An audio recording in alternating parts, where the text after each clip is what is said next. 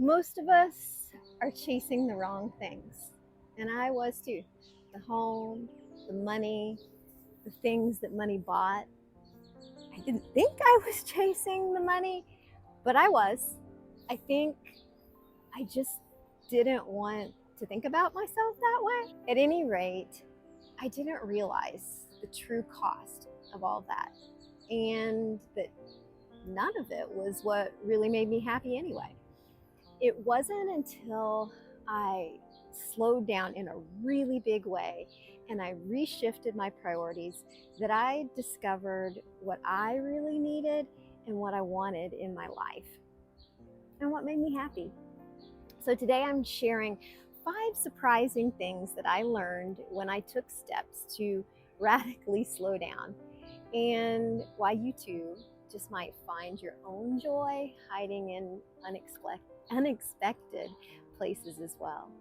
So, one of the first, and honestly the most freeing lesson I learned was that I needed way less than I thought I needed to be happy.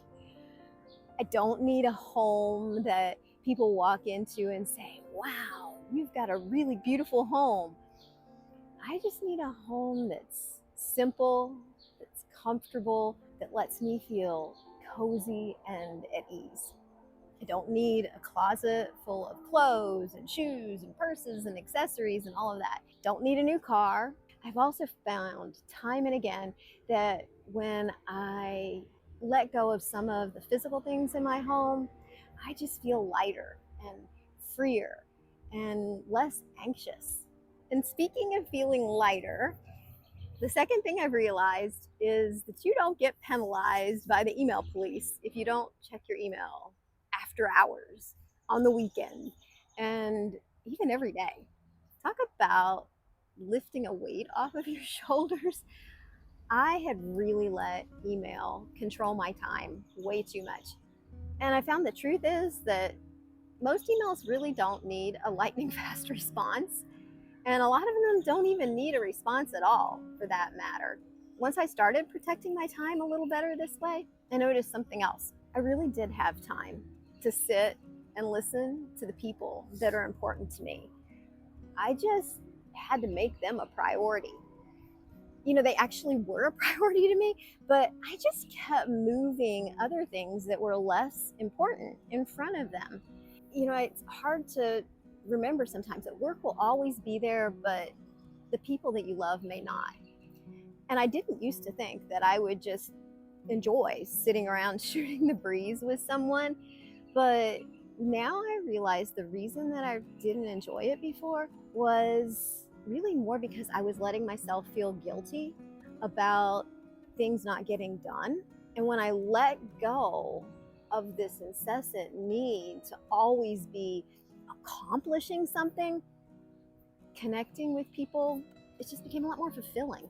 The other thing that surprised me with respect to slowing down is that it didn't just change my schedule, it changed the way that I felt in my body. I realized that I had been a lot more stressed than I realized. It's so easy to get used to the way stress feels that it truly does begin to feel normal over time. And I think the only way that you can really self assess the level of stress you're under is to just completely disengage from it for a while.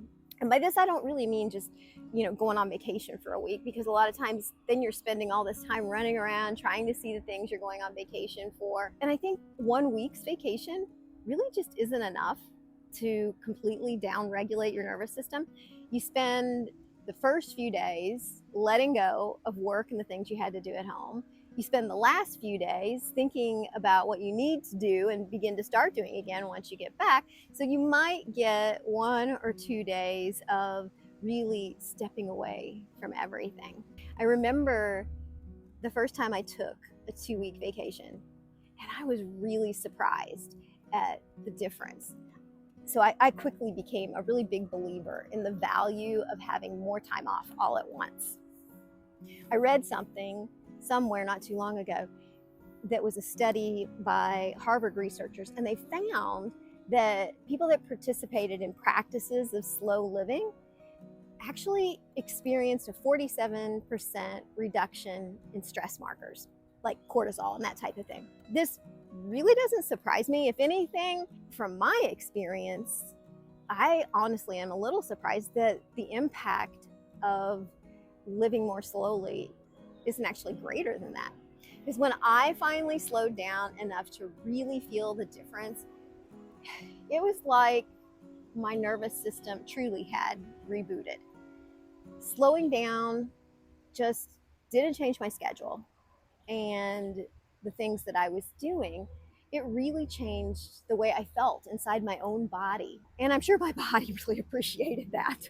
Looking back, I can also see that so much of the chaos that I lived in was really self created. And that's my fifth surprising discovery. I thought I was doing my best and that the things that were creating so much of a struggle for me in my life were things that were outside of my own control. But lately, in thinking about them, I realized that's not really true. So here's some examples of what I mean by that. For one thing, I did everything that I was asked to do at work without any protest, even if I knew I didn't have the time to do it well. Had I been smart, I would have figured out a way to communicate the priorities, always have a priority list, and then ask, where this new project should be placed in that list of priorities. I did do that a bit more towards the end of my career, but there were so many years that I didn't know how to do this, or that I was too scared to speak up. But I think people appreciate, you being organized and honest about what your schedule is. It looks like you're in control of things. So in hindsight, I think that would have been appreciated by the people that I worked for as well. Also, in general, and this is both at work and outside of that, I didn't do a good job of communicating expectations of how long things would take to do, both to myself and to others. And even when I actually did communicate my availability and how much time I had, I wasn't strong enough, or I just didn't know how to enforce the boundaries on my time. I also did things pretty much the same as I always did things without thinking a lot about them. It seemed like I was always just having to get things done, and it was easier just to not think about it, just do it. And by doing that so frequently, I realize now that I didn't leave myself open often enough to think about how I could do things more efficiently. I also know that I didn't plan things ahead of time often enough. And so as a result, I was hurrying so often to catch up. And mostly I was the one that wasn't valuing my time enough. I think if I had placed a very high value on my time and myself, that perhaps I would have started slowing down and taking better care of myself, and as a result, enjoying life more years ago. So a quick recap here on the 5 insights that I wanted to share with you today, because I really think they're important to kind of keep in mind. You may be happy with less than you think. Don't let your email run the roost. You can choose when and if you want to answer emails. If you are always trying to keep conversations quick, there's a good chance that you may be doing too much. Your body needs rest and breaks, both short and really long ones. It'll thank you for it.